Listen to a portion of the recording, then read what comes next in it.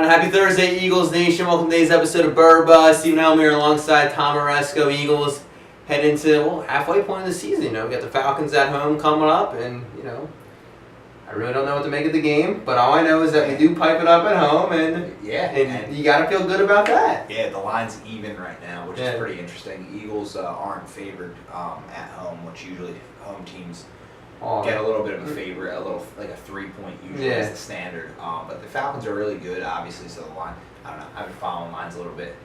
Just for the hell of it, but anyway. I really don't know what to expect for the game. Anything can happen, so it's going to be interesting to see what happens. So we're going to go through you guys' questions. First question, we only have a couple, so we got some good ones, so we'll take some time on these. That first question, at Billy Eberline 28 asks, should the Eagles bring up Paul Turner and bench Aguilar?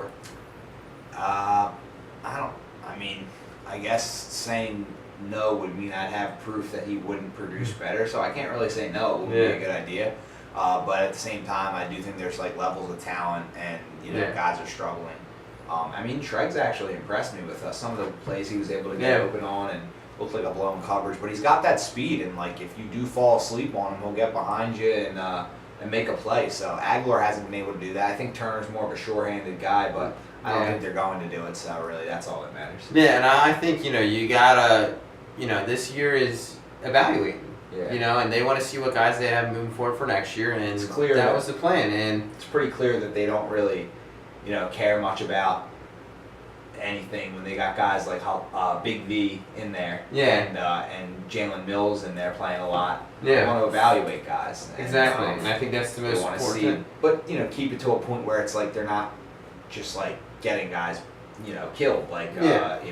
Obviously Big V's a guy who's going to be on the field every offensive snap as a starting offensive lineman, but a guy like Darren Sproles being the starting running back right now, well, it's because he's the most reliable, and guys like Ryan Matthews and Wendell Smallwood have been fumbling. So, they could get Wendell Smallwood in there. He did have only one fumble, but it was a big one. It cost him the game. And I just think that Peterson, he wants to rely on some veterans to keep this team, keep the wheels on, but at the same time, he wants to evaluate as well. So I think Aguilar, they're going to evaluate him more and continue to see what he can do, and that's it. Give him the rest of the year, and if you don't like it, then you move on. You can always keep Turner on your practice squad. There's no real rush there, so. Exactly. There's not that much commitment to Turner as there is to Aguilar. Exactly. Next question. CZ89 asks, will Doug get his act together, or will he get worse? I think that he's got to learn from some of these things. I know early in the season people were saying, oh, everybody loved the fourth down tries because they were 5 of 5, but now it's where you're against it. But all those fourth down tries, when he said they were going for it, I right away, live time, said this is the right decision because they were either in fringe field goal range where you weren't sure about Parkey, or it was a situation where you needed a touchdown. That's when those are the two situations you do it in. Mostly when the Eagles would go for it, it's because it was a short 4th and 1, and they were going for it when they were on fringe field goal range. But now Caleb Sturgis has proven himself as a pretty solid kicker this season. So you got to go for the points when you can. Early in the game, going for it on 4th down, those were not the right decisions. Even if they do make it, it's still not the right decision. Exactly. And you try to play hero like that and you get burned, you're going to look like the bad guy. You're going to look like the villain, and that's exactly what he looks like right now. So I think he needs to... He's doing things that we don't have the talent on offense to do, and it puts your defense in a bad spot. It doesn't give your offense confidence, which they need more than ever. You need to... That's what a coach is in the NFL. He sets guys up to have success. And right now, doing those things are not setting those guys up for success at all. It's too much to handle. You need to either on those, and then on top of that, the play calls were bad. So that's a whole nother story, and I don't even want to get into that. But the decision to go for it there is bad, and I think he's got to learn from it. To answer the question, is he going to get better or worse? That's yet to be seen. But you've got to learn that there's certain times to go for it, certain times not to, and those were not times to go for it. And he has to learn from it. He has to get better, and he has to just keep progressing and ease this young team in, and just don't give them too much to handle. Just play the smart game. And if you lose playing like a smart game, then whatever. But you're losing because you're overwhelming these kids and giving them too much to handle that they can't handle it, and it's clear. So talk about how they suck all you want, but that's reality. And if you coach a little smarter, you coach your talent smarter, that's being a good coach. And right now, that's not what he's done. And I know he's done a lot good, but come on, like, you have to look at this and see that we could be this team could have an even better record, but their coach has been so inept the last 2 games. Yeah, it's unreal. That you'd have no shot. You might even lose with a good team. And this team's not that great. This team's an average team right now. They need all the help they can get, and doing that is not helping. So you have to get better, because you're playing against teams with more talent than you. You have to out-coach them. You have to out-scheme them. You have to make those 50-50 plays, those big decision, critical moment plays, and they can't do that when Doug Peterson's calling the game like this. So. Okay. Yeah. Well, my question to you is one-word answer. Has he done more harm than good, yes or no? More harm. More good than bad. More good than bad. More good than bad. I'll say that he's done more good because it's just been a recent collapse, but that doesn't excuse him, because obviously if he did more bad than good, then but like the thing about it is that you can't just have early success and then just start being inept and being like, oh well, he's done more. He's done more good. Well, sure, so whatever, but that doesn't excuse him from doing bad in obvious situations, and all that shows is that going forward, he might do that again, unless he learns, and saying, oh, well, but he's done more good than bad. Well, he better keep doing more good than bad, because right now, I see a coach that blew 2 games away. Yeah, that's right. And maybe a third against Detroit. Yeah. So, I mean, if players can't fumble, they have to do their jobs, but as a coach, you have to know who to go with. You have to know who's, and then it's just the personnel. I've questioned his personnel groupings all season long, honestly. Yeah. Some of like week 1 against Cleveland, they had Jordan Matthews in the game, and they threw a fade to him rather than DGB. It went right over Jordan Matthews' fingertips. I'm like, why isn't DGB in there? Then they threw a fade, I think in the Bears game. Yeah, in the Bears game, to Nelson Aguilar. Had it in his hands, and the D-back popped it out, and it was incomplete. So it's like, why? I know we won both of those games, but it comes back to haunt you. Exactly. When you have Wendell Smallwood coming in the game cold, and I understand. I've even said he's a professional. You can't fumble in that situation. But why not go? It's the first play of the drive. Why not go for your now all of a sudden your lead back, Darren Sproles, who hasn't put the ball on the carpet all season long. That was Wentz's fault. The miss. Yeah. But either way, go with your reliable players. I mean, it's just easy stuff. Why throw a screen pass on 3rd and 6 when you're in field goal range up 7?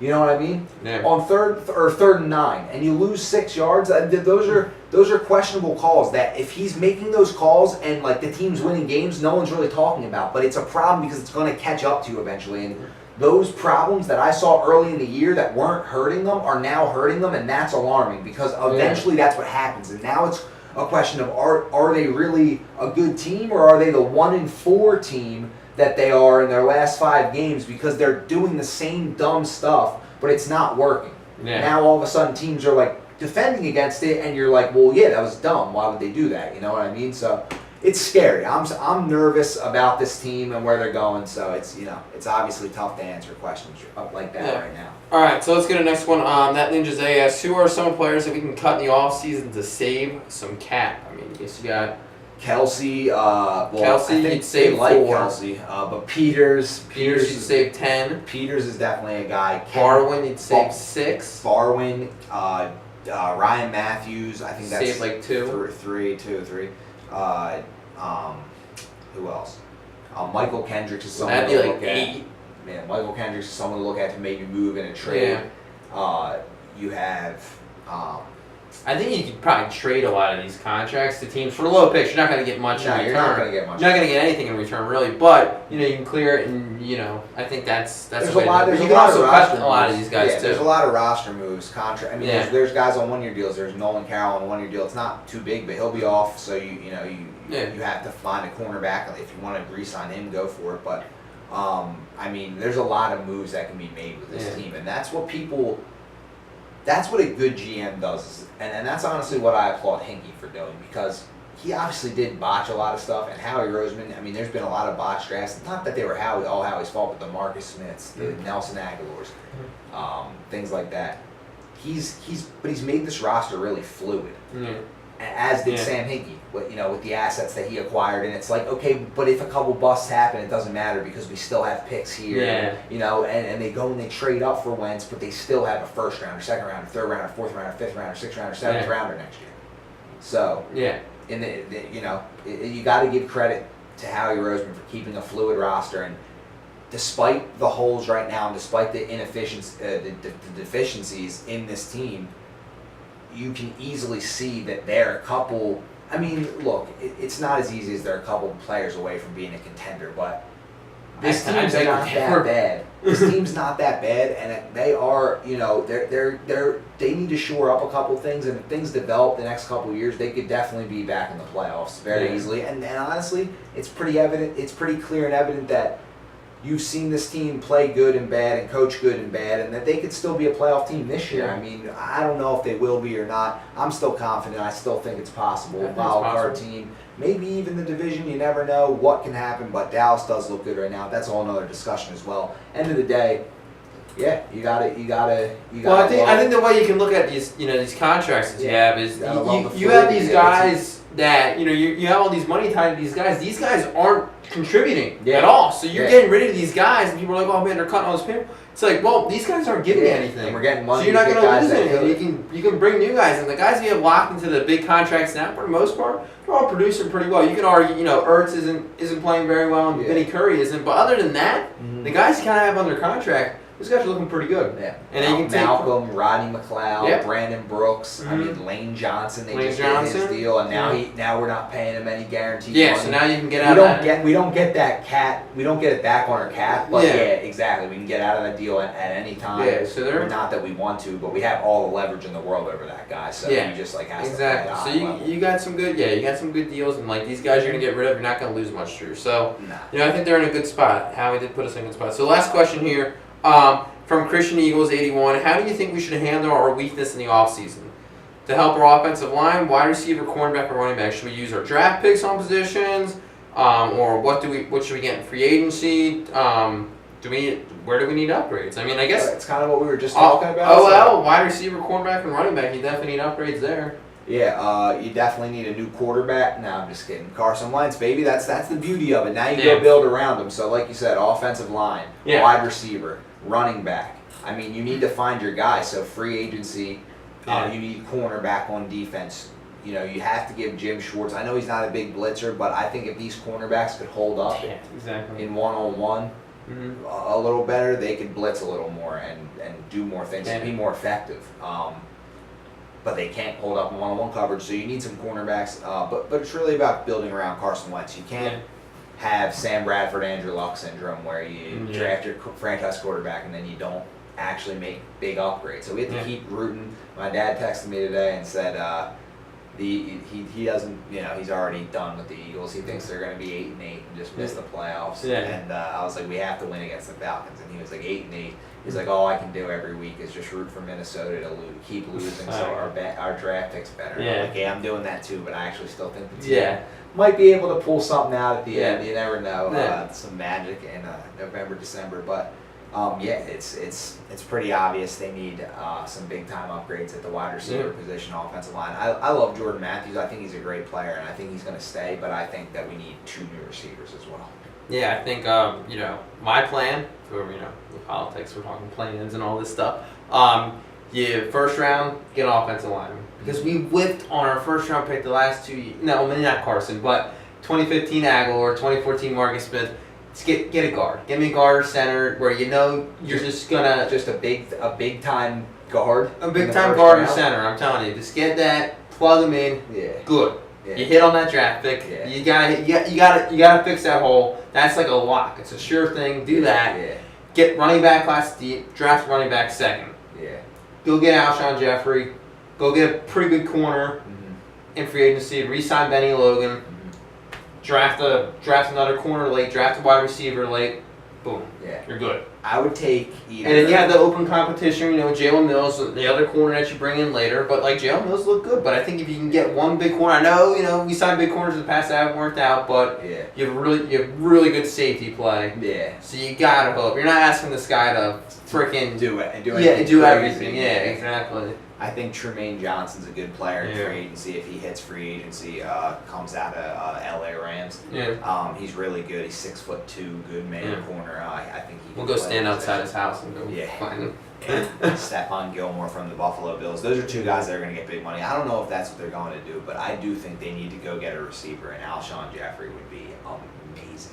Well, that I want to say that is my number one priority. Yeah, because that would change everything. That would literally change everything. And like you kind of just have to do that. Yeah, and you have to just like even if you don't get anything, whatever you want, you pretty much just sign a blank because like that move right there, everyone else falls in place behind that. Yeah. Your best chance is I want to get a good running back too. You know, a good running back helps, but I want to just build the. This would be my plan. I want to build the offensive line. And build the wall. This guy loves the election stuff. I know. But hey, you didn't even notice I'm wearing my California Republic. That's nice. I've had this for a while. It's faded. All right. It's retro. Yeah. So yeah, but here's my plan. It's build the wall. It's build the offensive line. It's true. We're just messing around about the election stuff, but. Build the wall. You know, build that offensive line. Get the left tackle. Get the right tackle. Get them solidified. Get the guards. Get the center. It's just you have to have that cohesive unit. You have to. You absolutely have to. And that's why I'm so huge on this getting a guard in the first round because like you know if our pick if the Eagles pick aka the Vikings pick is late, I think you get a guard or a center because that's where you nab those guys because no one really they overlooked them. It's the perfect time to get them. The Dallas Cowboys picked Travis Frederick 32nd or 31st overall. Yeah. Because they traded back, I think. Yeah, interior lineman, you can get a really good one in like the 20s. Yeah, exactly. Interior linemen, there's a bunch of them. You can just grab one. It just, you're going to get a nice young, good player. You're just going to get a guy that'll plug right in there and play. And then you have Isaac Seumalo, who can play guard or center as well. So he's a young prospect that you're bringing up. And if you put that line on the field, and then you can maybe either keep evaluating Big V, I think you need a tackle though. Seriously. Yeah, it's tough. It's tough. I don't think Big V's like no. I don't think he is either. I don't think he's gonna surpass one of these first round tackles. Maybe they go tackle. There's a lot of things. Yeah. But my plan would be build the O line, and then you kind of just like whatever. Let the running backs go. You're not going to get one of the top two guys in Fournette and Dalvin Cook anyway. So I mean, if you're in range to get one, maybe you do grab one. But the Minnesota Vikings are probably going to be in the late teens, early 20s in their picks. They're not going to be that bad, I don't think. Maybe we're wrong. But you build the O line, and then you get like you said, you get a receiver, Terrell Pryor, Alshon Jeffrey. Just pay the guy. Just like who cares? Just give him a huge deal. He'll come in. The team has a good work ethic and leadership on it already. They'll feel like they're part of something. The fan base, that's just what happens when player a lot of the time players will come to an up and coming team and they'll just help them and stuff and they'll be big time players. You can put you over the top. That's for sure. You have to take a risk. Get a guy that Carson Wentz can use that arm to throw the ball up to when he needs to. Yeah. And he can bail him out. And then everyone else, they'll have to focus on that guy. So like you said, everyone else will get a little better off that. And then you can also draft a receiver. Yeah. You can draft like a Corey Davis. That guy is a monster. Yeah. Love this guy. That's who I want in the draft, honestly, secretly. All I'm saying is offensive line. Because I'm not trying to jinx it, but I do want Corey Davis in the first or second round. Seriously, I really do. And Alshon Jeffrey, and then Jordan Matthews in the slot, and literally, then everything else focus on line and just get some veteran running back that's reliable, that can carry for a little bit, and then run the ball, have a nice balanced attack, have a couple running backs rotate in. Wendell Smallwood, I still think. Okay, the video ran a little long. Basically, you're saying we need a reliable running back. That's where it cut off at. Pretty much. Eagles, big game coming up, and I mean, we got the Falcons, so fly Eagles fly. We'll give you the recap on Wednesday, but the video went a little long. It can only go 20 minutes that time, so thank you for sticking with us. Yeah, we were shocked. We had a lot to get off our chest, so it was a long video. So thank you guys for joining us, and we will see you for the recap on Monday.